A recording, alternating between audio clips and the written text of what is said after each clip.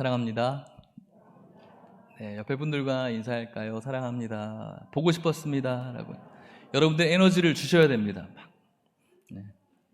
얼버무리지 마시고, 떠들지 마시고. 잘 지내셨어요? 네. 네. 이렇게, 오랜만에 이렇게 얼굴을 뵙는 분들이 많이 계시네요. 너무 보고 싶었고, 반갑습니다. 아직까지는 제한적으로 우리들이 예배를 드릴 수밖에 없는 상황이지만, 그럼에도 불구하고 이 속에서 주시는 우리가 감사와 은혜가 있기를 바라고, 또 아직 함께 예배를 드리지 못하시는 성도님들 역시 동일한 마음으로 우리 함께 하나님께 드려지는 최고의 예배가 오늘 우리들의 예배가 될 수 있기를 소원합니다. 오늘 우리들이 살아가는 이 삶 속에서 오늘 다시 느헤미야를 꺼내들고 여러분들과 말씀을 살펴보려고 합니다. 느헤미야의 말씀을 지난주에 나누면서 어둠 속에서의 위로였던 느헤미야, 아버지의 이름에 뜻인 그 어둠과 암흑에서 또 위로가 되는 그 느헤미야의 삶이 우리의 삶이 되기를 원합니다라고 우리가 나누었습니다. 느헤미야는 이제 이 이스라엘 공동체 무너져 있는 와해되어져 버린 불타져 버린 이 이스라엘 공동체의 위로가 되어지기를 하나님 앞에 기도했고, 또 이제 그의 행보를 시작하게 되는데, 그 느헤미야의 행보가 오늘날 살아가는 저와 여러분들의 믿음의 행보가 되기를 주의 이름으로 축복합니다. 오늘 느헤미야의 그 행보 속에 여러분들이 걸어가야 될 그 발걸음의 발자취를 발견하게 된다면 오늘 이 말씀이 여러분들에게 새겨지는 성공적인 예배가 될 줄 믿습니다. 자, 그렇다면 느헤미야가 이제 어떠한 행보를, 이 암흑 속에서 위로가 되려는 그의 행보를 말씀을 통해서 살펴보기를 원합니다. 오늘 말씀의 본문은 느헤미야 2장 1절에서 20절 말씀이죠. 조금 길지만 같이 한번 보도록 하겠습니다. 1절 말씀 같이 읽어볼게요. 시작.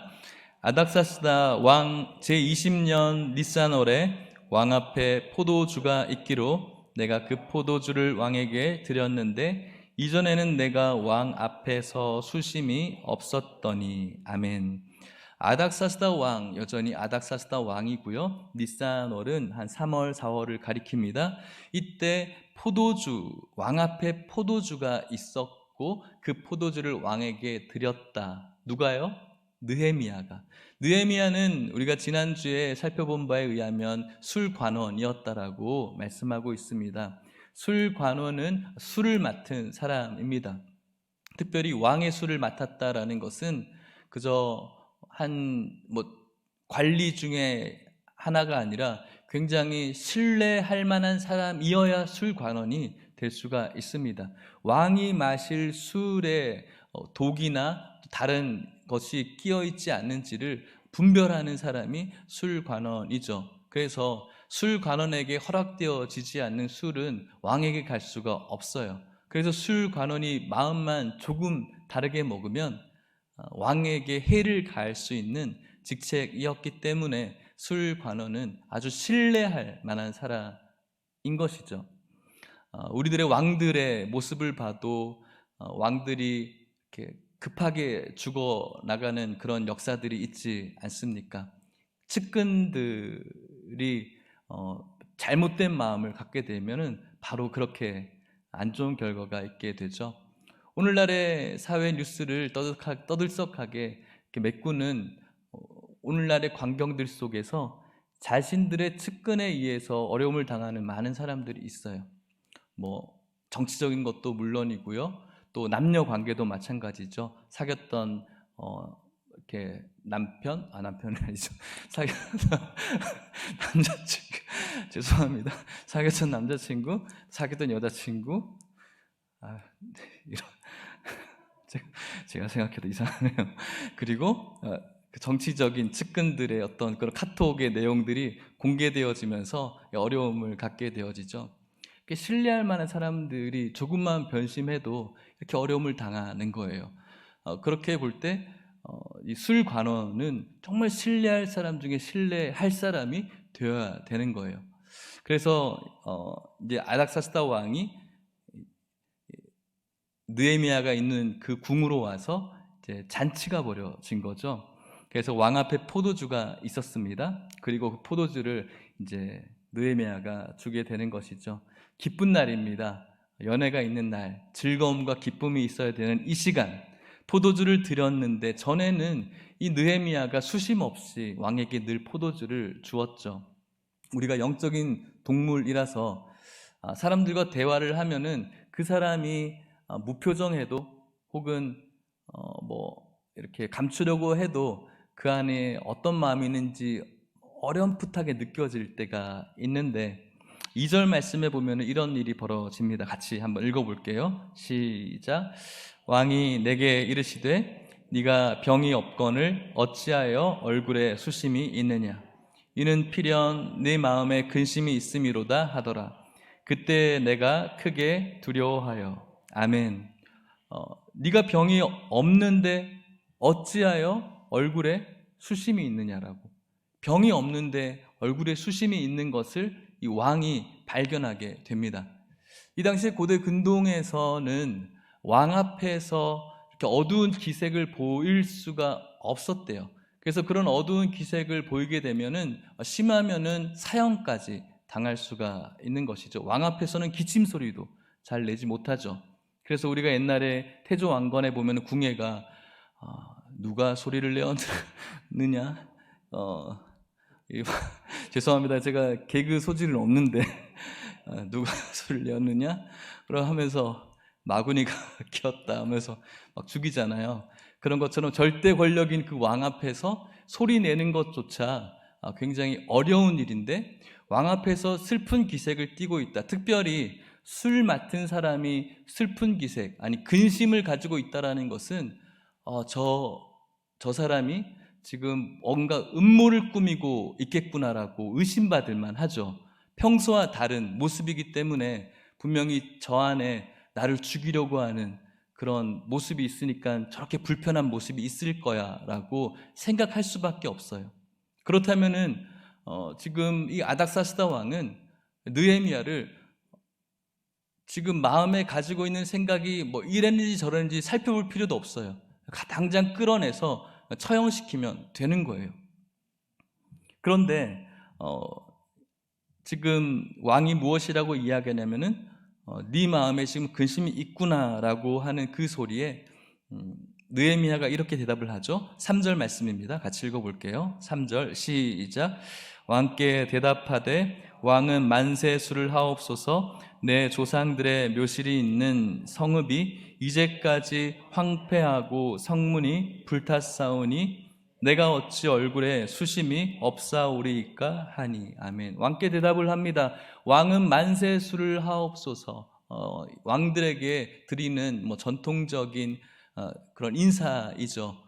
우리 사극을 보면은 그 대신들이 왕 앞에 늘 하는 첫 번째 말이 뭔지 아세요?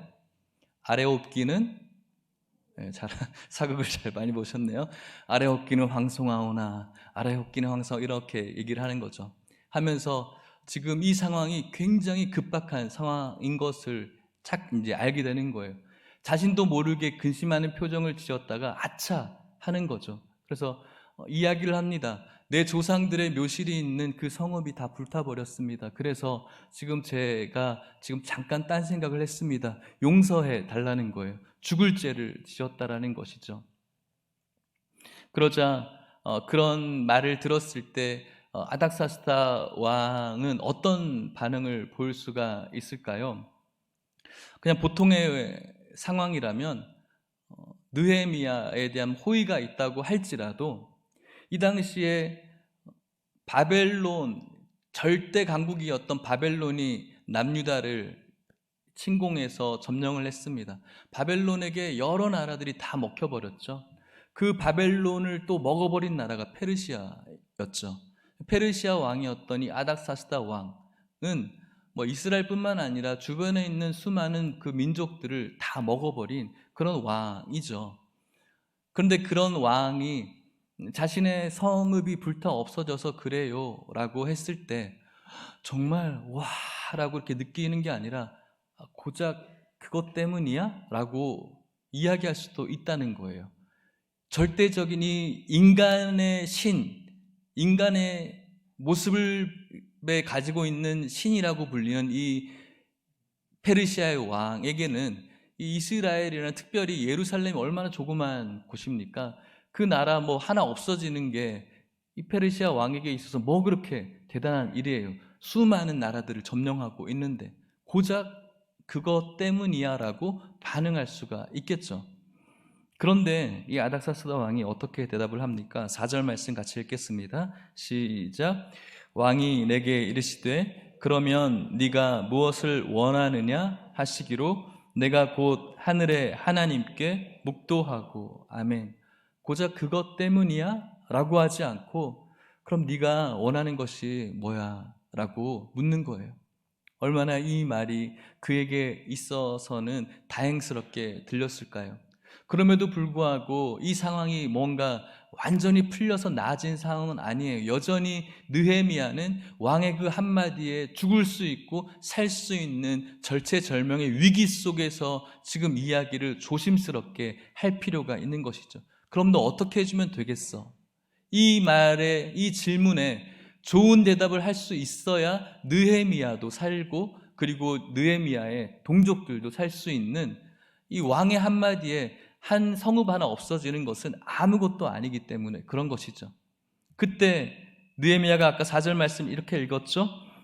왕이 내게 이르시되 그러면 네가 무엇을 원하느냐 하시기로 내가 곧 하늘의 하나님께 뭐 했다고요? 묵도했다라고. 그 짧은 순간에 너에게 그러면 어떻게 하면 되겠어? 라고 묻는 그 질문에 그 짧은 순간에 바로 이야기하는 것이 아니라 하늘의 하나님을 생각했다는 거예요.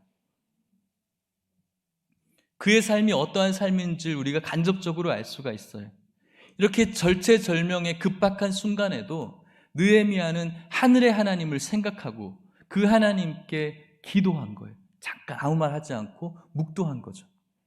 그러면서 하늘의 지혜를 얻을 수가 있었던 것입니다. 오늘 이것은 저와 여러분들에게 너무나 필요한 모습이라고 생각합니다.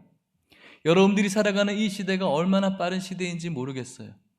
잠깐 자고 일어나면은 발전해 있는 과학 문명은 말할 것도 없고 조금만 세월만 지나도 우리가 알아들을 수 없는 그런 신조어들이 생겨나는 이렇게 빠른 시대, 젊은 세대들을 따라갈 수 없는, 나도 젊은 세대였는데 나도 지금 젊은 세대이지만 더 젊은 세대를 따라가지 못하는 이런 급변하는 이 시대 가운데 정말로 거기서 갈피를 못 잡을 수밖에 없는 우리들의 모습이죠. 하나하나의 문제를 그때그때마다 대처하는 것은 너무나 힘든 일이에요. 하지만 그때마다 느헤미야는 하나님께 잠시 묵도하고 여러분들이 만나는 누군가의 대화 속에서 또 여러분들이 만나게 되어지는 일터에서의 모습 속에서 또 삶 속에 급격히 일어나는 그 문제 앞에서 허둥지둥하는 것이 아니라 하늘의 하나님을 의식하고 묵도하고 대답하는 하늘의 지혜를 얻고자 하는 그 마음이 느헤미야의 행보였다는 것입니다.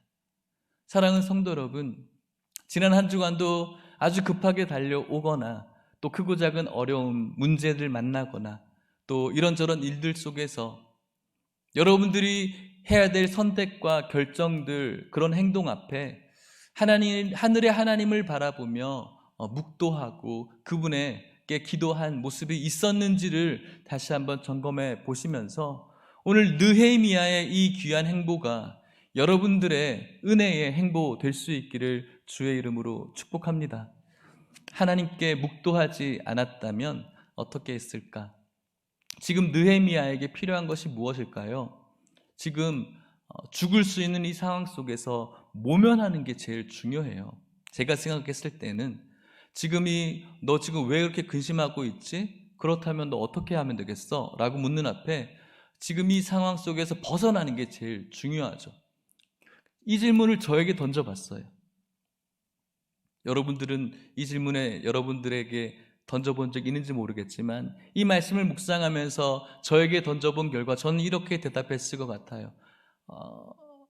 아무 일도 아니에요. 그냥 저한테 좀 안 좋은 일이 있는데 잘 신경 쓰지 마십시오. 저 정말 괜찮습니다라고 다시 인상을 막 피면서 웃으면서 이 상황을 벗어나려고 했을 것 같아요. 아무 일도 아니에요. 진짜 아무것도 아니에요 라고 이야기했을 것 같습니다. 그래야지 그 왕도 그래? 라고 넘어가 주지 않을까 생각해 봅니다.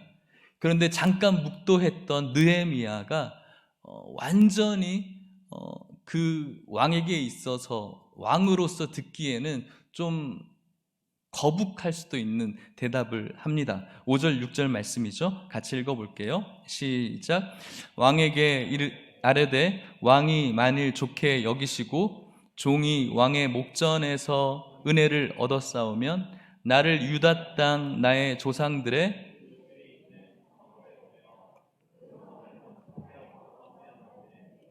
그때 왕후도 왕 곁에 앉아 있었더라.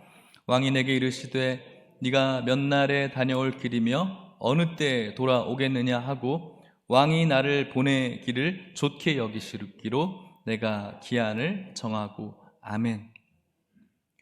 아무것도 아닙니다.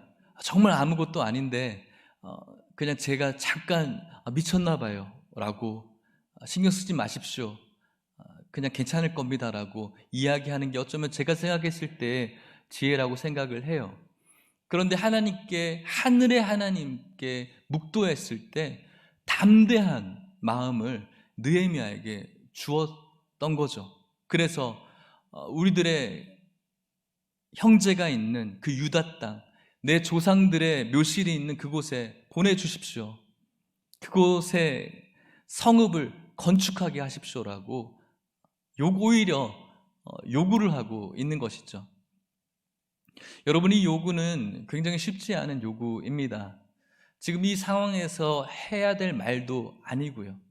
더군다나 이 배경은 어떤 배경이 있냐면 이들보다 먼저, 이 시기보다 먼저 귀환한 그 에스라의 그 모임이 예루살렘으로 가서 성벽을 건축하려고 성전을 건축하려고 할 때 그곳에 있는 이 예루살렘 공동체의 대적자들이 조서를 꾸려서 이 왕에게 보고를 한 다음에 아닥사스다 왕이 그 성전 건축을 막았던 일이 있었거든요. 에스라 사정에. 그렇기 때문에 지금 아닥사스다 왕이 내렸던 그 조서를 뒤집는 일을 지금 느헤미야가 하고 있는 거죠. 그렇기 때문에 상황적으로도 이 일을 느헤미야가 요구한다라는 것은 맞지도 않고 어쩌면은 굉장히 무례한 그런 요구일 수도 있는 것입니다. 그런 놀랍게도 왕후도 왕 곁에 앉아 있었다라고 하는데 이것에 대한 학설은 굉장히 많습니다. 이 당시에 왕후가 왕에게 끼치는 역할이 굉장히 컸다라는 의미가 있고 이 왕후 역시 느헤미야를 좋게 보았기 때문에 왕후의 도움이 있었을 것이라는 학자의 그런 추측들이 있죠. 어쨌든 왕이 느헤미야를 굉장히 선대해 주는 것을 알 수가 있습니다. 아까 읽은 6절에 보면은 왕이 내게 이르시되 네가 몇 날에 다녀올 길이며 어느 때에 돌아오겠느냐 라고 묻죠. 무슨 말이에요? 너 언제 올 거야? 라는 거예요. 너 언제 올 거야? 이번에 가면 언제 올 거냐는 거예요. 얼마나 느헤미야를 생각하고 있는지를 느낄 수 있는 부분인 겁니다. 나를 보내주십시오 라고 요구하는 당돌한 그 질문 앞에 아닥사스다 왕이 그러면 너 언제 올 건데? 라는 거예요. 보고 싶어 한다는 것이죠. 놀랍지 않습니까? 인간의 왕, 살아있는 신이 유일신을 믿고 있는 느헤미야를 옳게 보고 좋게 보고 선대한다라는 것. 이것이 얼마나 느헤미야가 좋은 영향력을 끼치고 있는지를 알 수가 있겠죠. 왕뿐만 아니라 주위에. 이것이 세상 속에 살아가는 그리스도인들, 교회 다니는 사람들의 모습이어야 한다라고 여러분들에게 말씀드리고 싶습니다. 우리는 머리 깎고 산에 들어가지 않습니다. 우리는 이 세상에서 믿지 않는 사람들과 살을 부비면서 살아갑니다. 그들의 가치관과 함께 부딪히며 살아가게 되어 있죠. 그들에게 영향력을 주면서 살아갑니다. 영향을 받고. 그런 우리들이 이 세상을 살아가면서 그들에게 옳게 보이고 선하게 보이고 좋게 보일 필요가 있는 것입니다. 그리고 그 세상이 우리를 선대하고 좋게 보는 그런 일들이 여러분들이 살아가는 그런 일터와 가정과 그리고 여러분들의 삶의 터전에 있기를 주의 이름으로 축복합니다. 어떻게 이런 일들이 가능했을까요? 세상 사람들이 우리를 옳게 보고 세상 사람들이 우리를 선대하려면 어떻게 해야 될까요? 우리는 흔히들 그들과 합일점을 찾아서 그들과 함께 할 수 있는 것들을 많이 이야기합니다. 그것이 현명한 교회 생활이라고 신앙 생활이라고 이야기를 하죠. 그러면서 우리가 반드시 놓치지 말아야 될 본질까지도 내어주는 그런 현대 크리스찬들을 많이 보기도 합니다. 느헤미야가 자기가 분명히 해야 될 것, 자신이 분명히 하나님께 드려야 될 그의 섬김을 포기하고 이 왕과 교류하고 사람들과 교류했기 때문에 이렇게 선대받았을까요? 그것이 아니라고 저는 확신합니다. 그가 하나님의 백성으로 종으로 가져야 될 삶의 자세를 어떠한 상황 속에서도 놓지 않고 세상 사람들에게 선하게 보이고 그들을 도와주고 또 그들을 사랑해주고 함께 했을 때 일어난 그런 선함인 것이죠.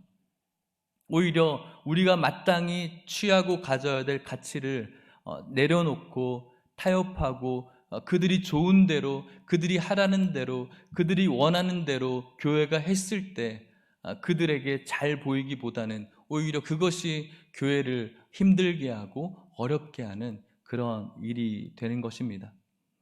교회 안에 세상의 가치관들이 들어와서 그것에 대해서 우리가 해야 될 것들을 놓아버리게 될 때 우리는 세상에 좋은 영향력을 미칠 수가 없다는 것입니다.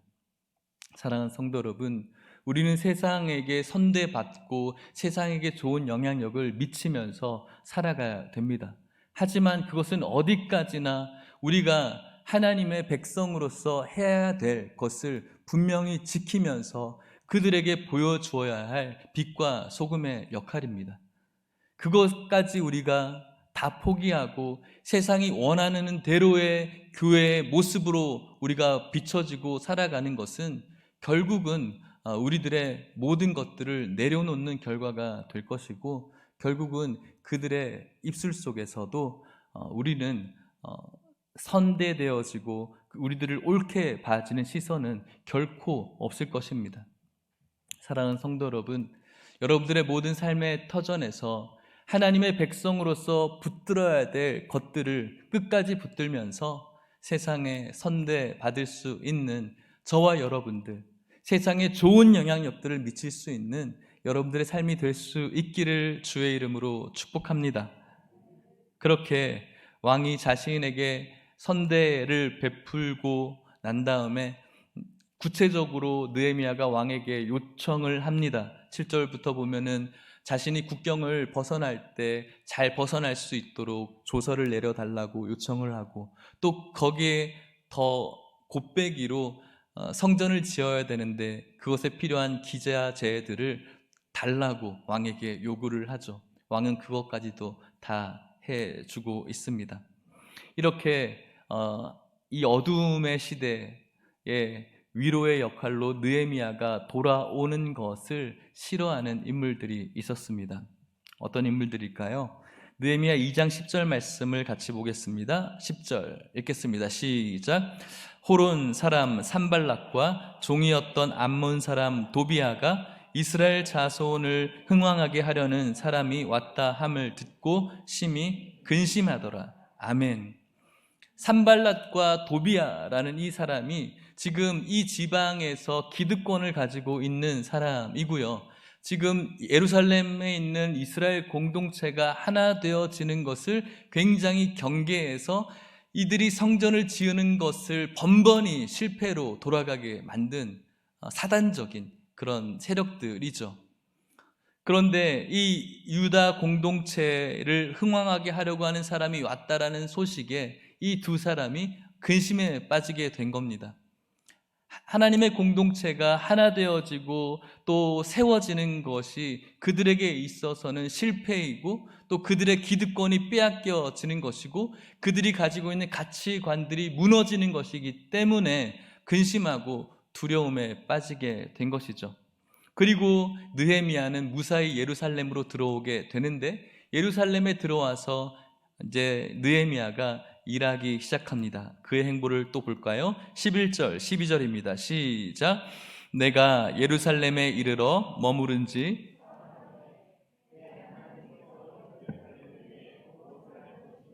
내 마음에 주신 것을 내가 아무에게도 말하지 아니하고 밤에 일어나 몇몇 사람과 함께 나갈새 내가 탄 짐승 외에는 다른 짐승이 없더라. 아멘. 느헤미야가 예루살렘에 도착했습니다. 사흘을 머물렀고요.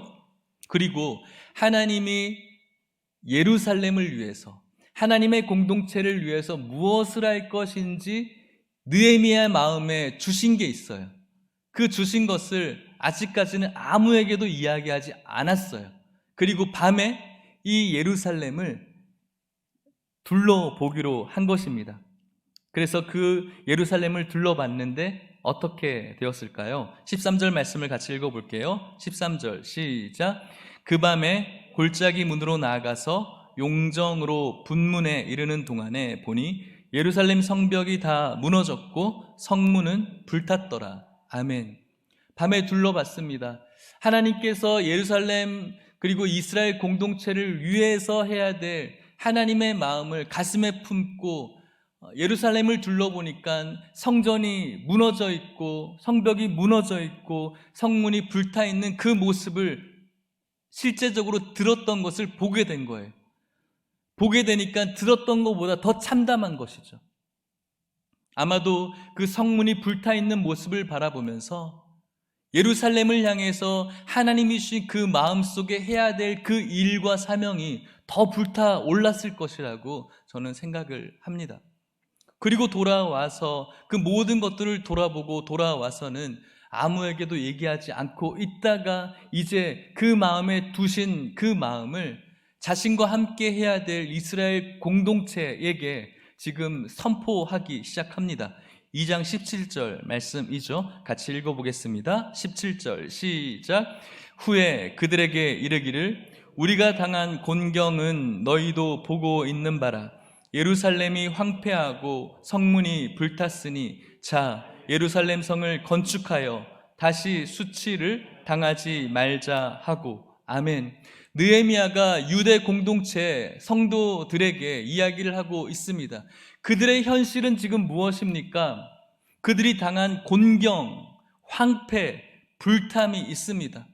그들의 처소를 지키려고 해도 여기저기서 성벽을 넘나드는 이웃들로 인해서 능욕을 당하는 그들의 삶은 정말로 비참함 자체이죠. 실패감 속에 있어요. 그들은 늘 실패감 속에 있지는 않았을 거예요. 그래, 우리 한번 우리 민족을 잘 지켜보자.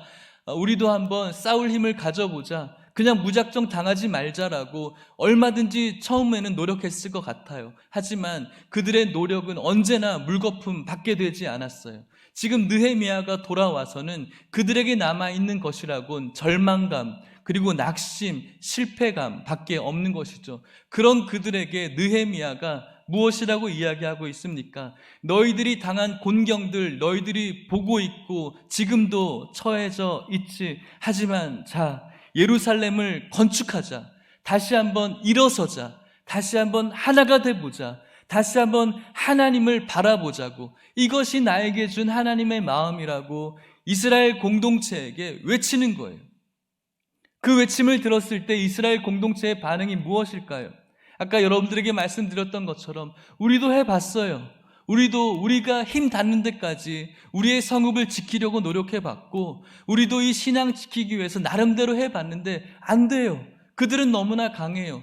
그들은 중앙 관리까지 다 연결되어져 있어서 그들의 정치를 우리는 따라갈 수가 없어요. 그들이 이야기하는 그 선을 우리가 선이라고 우길 수도 없는 이런 문화에 우리가 갇혀 있어요. 해봤지만 할 수 있는 것이 아무것도 없다라고 느헤미야에게 항변할 수가 있어요. 그런데 오늘 느헤미야는 그들에게 하나님이 주신 자신의 마음을 고백하면서 이렇게 고백했고, 또 그 고백을 들은 이스라엘 공동체 반응은 이 반응이었어요. 18절 말씀입니다. 같이 읽어볼게요. 시작. 또 그들에게 하나님의 선한 손이 나를 도우신 일과 왕이 내게 이른 말씀을 전하였더니 그들의 말이 일어나 건축하자 하고 모두 힘을 내어 이 선한 일을 하려 하매. 할렐루야.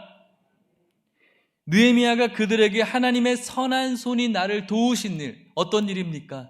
느헤미야가 성벽이 불타고 성전이 무너졌다는 소식을 듣고 마음에 슬퍼와서 주저앉아 버렸던 일, 아무것도 할 수 없었지만 하나님께 기도밖에 할 수 없었던 그 일, 그런 수신 끝에 아닥사스다 왕 앞에 그 근심을 보여서 죽을 뻔했었던 그 일 속에 하나님이 그를 어떻게 사용해 주셨는지, 죽을 뻔했던 그 상황 속에서도 하나님은 이 느헤미야를 지켜주셨고, 지켜주셨을 뿐만 아니라 우리 예루살렘 공동체를 다시 수축하고 회복시키는 일에 이방인이었던 그 왕을 사용하셨던 그 일, 그 도우심을 이스라엘 공동체에게 이야기를 했고 왕이 내게 이른 말씀을 전하게 된 것이죠. 하나님이 나에게 했던 그 놀라운 일들을 실패감과 좌절감과 낙심감에 빠져 있는 이스라엘 백성들에게 전했을 때 어떤 반응이었더라고요? 그들은 안 돼요가 아니라 그들의 말이 일어나자, 우리 건축하자, 힘을 내자, 다시 선한 일을 우리 해보자라고 그들이 유대 공동체가 조금씩 꼭 마치 에스겔의 그 죽음의 골짜기에서 일어나는 군대처럼 일어나고 있는 것을 우리가 발견할 수가 있는 것입니다.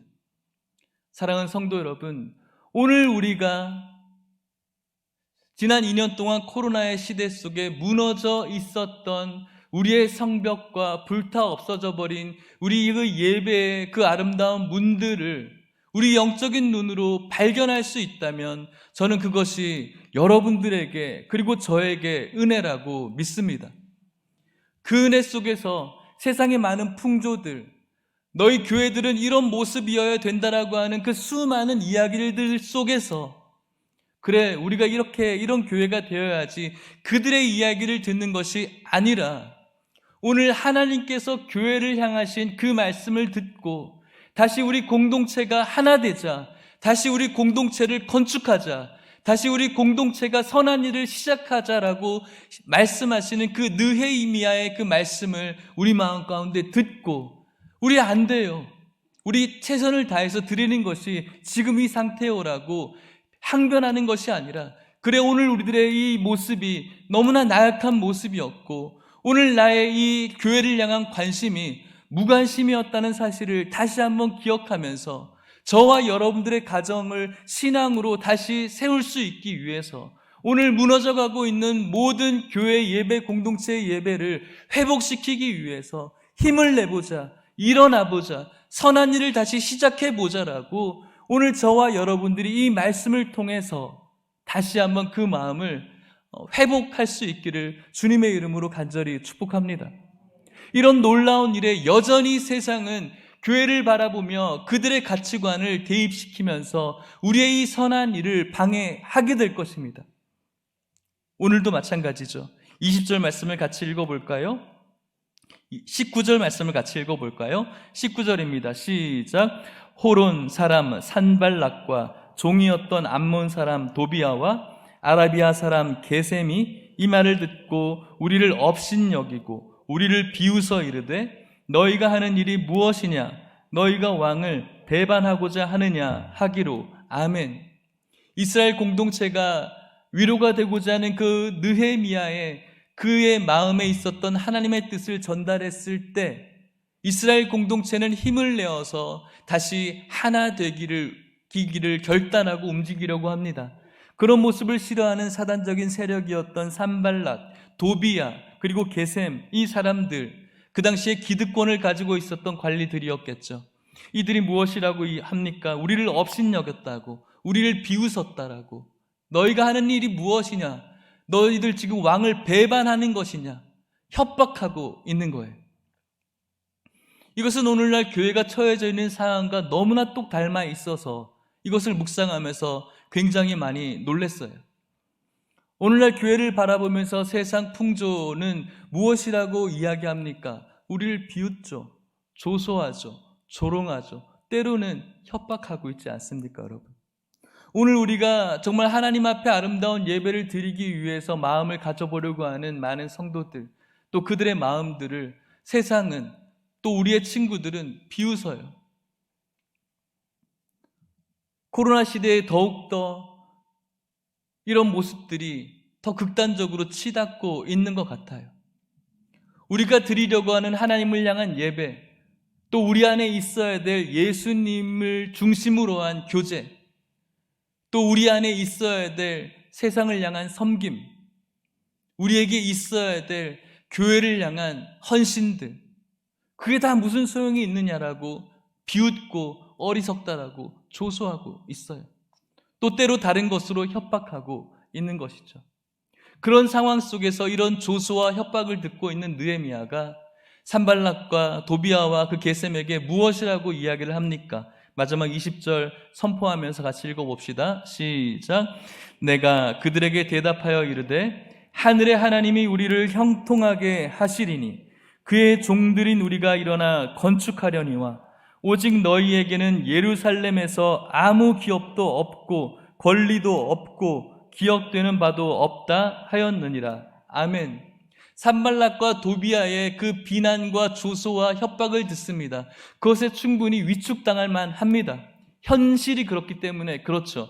하지만 느헤미야는 그들에게 담대하게 선포합니다. 하늘의 하나님이 우리를 형통하게 하실 것이다라는 거예요. 이 세상의 많은 세상의 풍조와 교회 너희들은 이런 교회가 되어야 된다라고 합리적으로 이야기하는 그들에게 우리는 위축당할 수가 있어. 그래, 우리가 그렇게 해야지라고 할 수도 있어요. 그런데 우리들에게 필요한 건 무엇입니까? 그들에게 이야기하는 그들의 합리가 아니라, 그들의 가치가 아니라, 우리들에게 진짜 필요한 건 하늘의 하나님이 우리를 형통하게 할 것이라는 믿음이에요. 우리가 너희들의 말을 듣는 것이 아니라, 오늘 현실은 이렇지만 그럼에도 불구하고 우리를 가장 아름다운 선으로 이끌어 가실 그 하나님이 우리를 형통하게 하실 것이다. 그것이 우리들이 내어야 될 소리여야 된다는 것입니다. 오늘날 교회 공동체의 하나됨, 교회 공동체의 회복을 같은 성도로서 비웃고 조소하는 몇몇의 사람들과 세상의 사람들이 있어요. 그들의 소리는 여전히 우리를 향한 조소이고 협박이고 비난이고 비관이겠지만, 부정이겠지만, 오늘 공동체가, 교회가 내어야 될 소리는 하늘의 하나님이 우리를 형통하게 할 것이다. 그래서 우리는 하나가 될 것이다. 우리는 우리의 이 모임을 건축할 것이다. 우리는 다시 힘을 낼 것이다. 너희들은 성도라고 이름은 있지만 여전히 교회를 향한 비난과 비관과 부정을 가지고 있는 너희들은, 그리고 하나님을 전혀 알지 못하는 세상 너희들은 이 예루살렘에 아무런 기업이 없다. 권리도 없다. 기억될 것도 없다. 예수 그리스도께서 이 땅 가운데 재림주로 왔을 때 이 공동체 안에 너희들이 발붙일 곳은 없다라는 거예요. 그런 너희들이 어떤 이야기를 해도 우리는 그것에 개념치 않는다. 왜? 하늘의 하나님이 우리를 형통하게 할 것이기 때문이다. 사랑하는 성도 여러분, 오늘 여러분들의 마음에 느헤미야의 마음, 아니 느헤미야가 가졌던 하나님의 마음이 있기를 축복합니다. 말씀을 마치려고 합니다. 코로나 시대로 인해서 온 열방의 사람들이, 글로벌의 사람들이 다 힘든 건 사실입니다.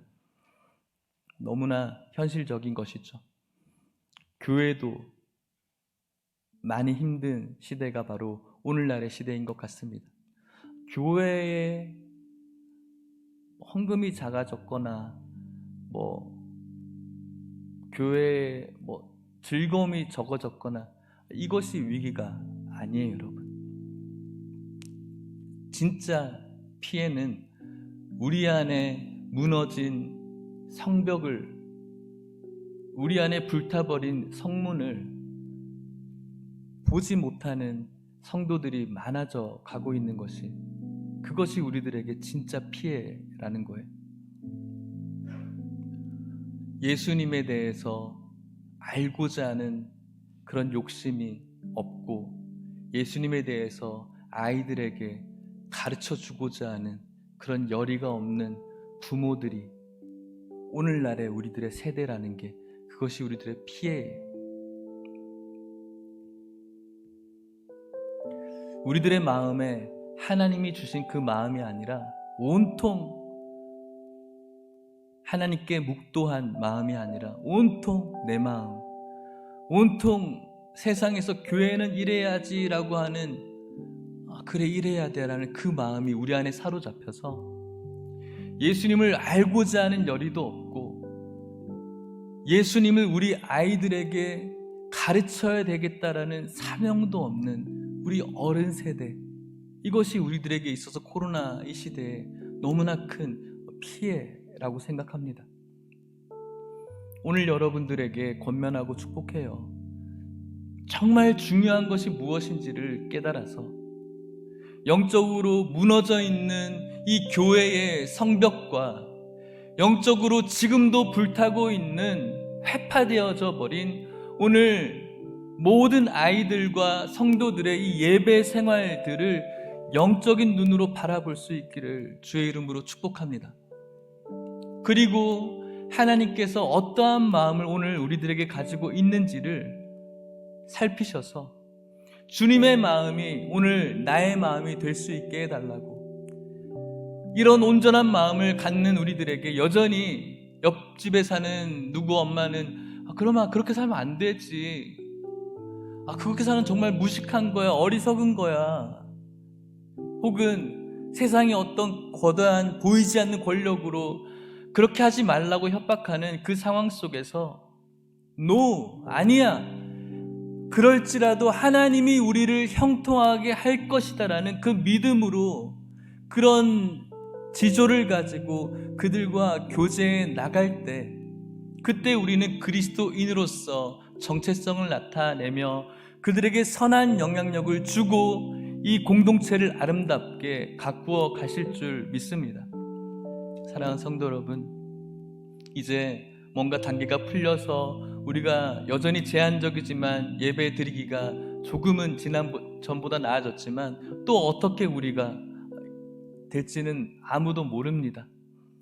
오늘 여러분들이 그래도 예전보다 더 많아져서 이때 여러분들에게 드릴 수 있는 이 하나님의 귀한 말씀이 여러분들에게 잘 전해져서 무엇이 중요한지를 다시 한번 깨닫고 느헤미야의 마음이, 하나님의 마음이 느헤미야에게 전달되어져서 이스라엘 전 공동체에게 영향력을 주고 다시 공동체를 일으켜보자, 힘을 내자, 모든 자조 섞인 그런 실패감 속에서 소망과 희망을 주었던 것처럼 오늘 이곳에 있는 여러분들이 자조 섞인 그 말로 여전히 주저앉고 싶은 여러분들의 삶들이 오늘 하나님의 마음이 전해져서 일어나고 회복되어지고 부흥되어지는 역사가 우리 예일교회 역사 될 수 있기를 주님의 이름으로 축복합니다.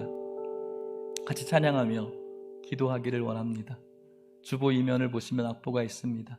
주님 마음 내게 주소서라는 찬양입니다.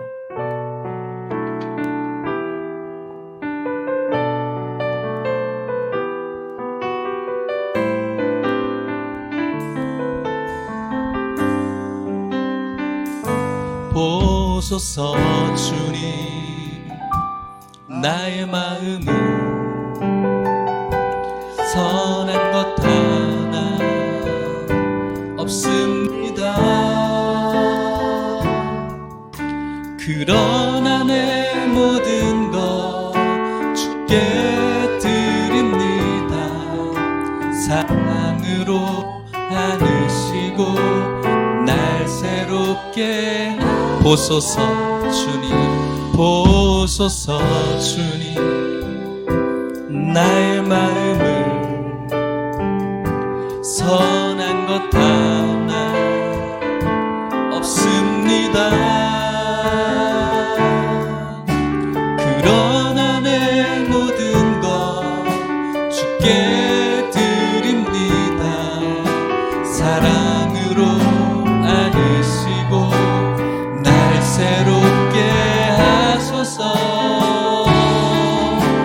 주님 마음 내 느헤미야처럼 내 아버지, 주님 마음 내게 주소서. 나를 향하신 주님의 뜻이 이루어지도록 주님만 고백합시다. 주님 마음 내게 주소서. 주님 마음 내게 주소서. 내 아버지, 주님 마음 내게 주소서. 나를 향하신 주님의 뜻이 하나님의 공동체를 일으키고자 하는 주님의 마음, 그 주님의 마음을 달라고 찬양합시다. 주님 마음, 주님 마음. 어두운 시대에 위로가 되기를 원하는 느헤미야의 마음 내게 주소서. 나를 향하신 주님의 뜻이 하나님이 우리를 형통하게 할 것입니다. 믿음을 가지고 공동체를 세우기를 원하면서 주님 마음 내게 주소서. 주님 마음 내게 주소서. 내 아버지, 주님 마음 내게 주소서. 나를 향하신 주님의 뜻이 이루어지도록 주님 마음 내게 주소서. 우리 같이 기도하고 축도하겠습니다. 기도합시다. 기도할 때 하나님, 주님 마음을 주십시오.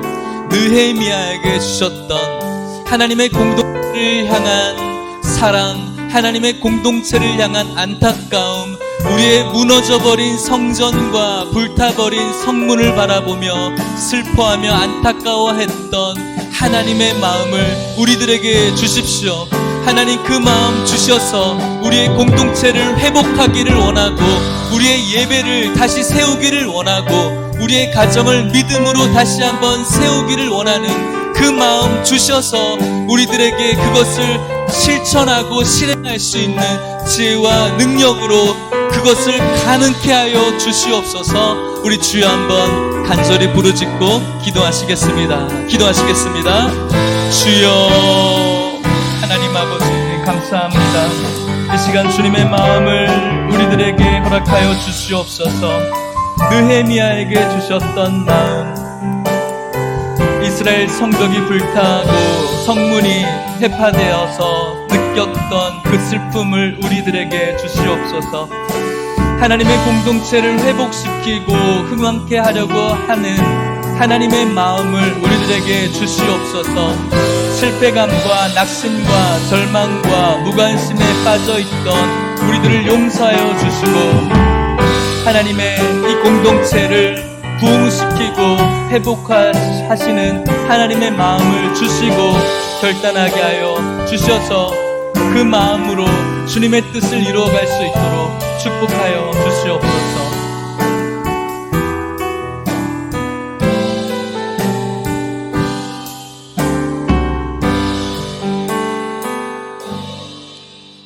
참 좋으신 하나님 아버지, 오늘 우리의 예배를 받아 주셔서 감사합니다.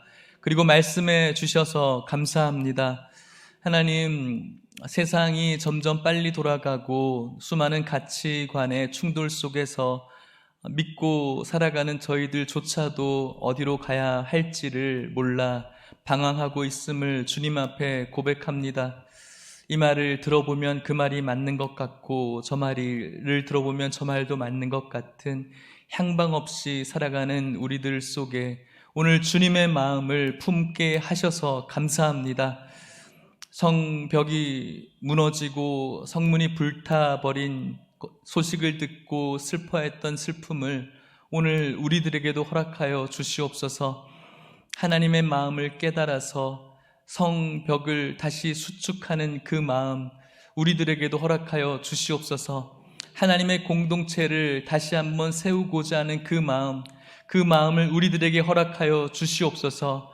그 마음을 품고 지난날 우리들이 가졌던 예배와 교회를 향한 마음과 예수님을 향한 사랑과 우리들의 구원에 대한 가치에 사라져가는 그 모습, 가치가 사라져가는 우리들의 낙심과 좌절과 자조 섞인 비관을 없애주시옵시고 하나님께서 우리를 형통케 하실 것이라는 믿음을 가지고 다시 힘을 내어 모이기에 힘쓰고 다시 힘을 내어 예배 드리는데 힘을 내고 다시 힘을 내어 성도들과의 교제에 열정을 갖고 다시 힘을 내어 우리의 가정을 믿음으로 세우는 일에 회복되어질 수 있는 우리 모든 성도들 될 수 있도록 축복하여 주시옵소서. 지금은 예수 그리스도의 은혜와 하나님의 사랑과 성령의 교통하심이 느헤미야에게 주셨던 하나님의 마음, 오늘 우리들에게 주신 마음인 줄 믿고 그 마음으로 주님의 뜻이 우리들이 살아가는 모든 삶의 현장에 선하게 이루어 가기를 간절히 소망하는 이곳에 있는 모든 성도님들과 이들의 가정과 사랑하는 하나님 예일교회와 우리 다음 세대 가운데 이제로부터 영원토록 함께 있을지어다. 아멘.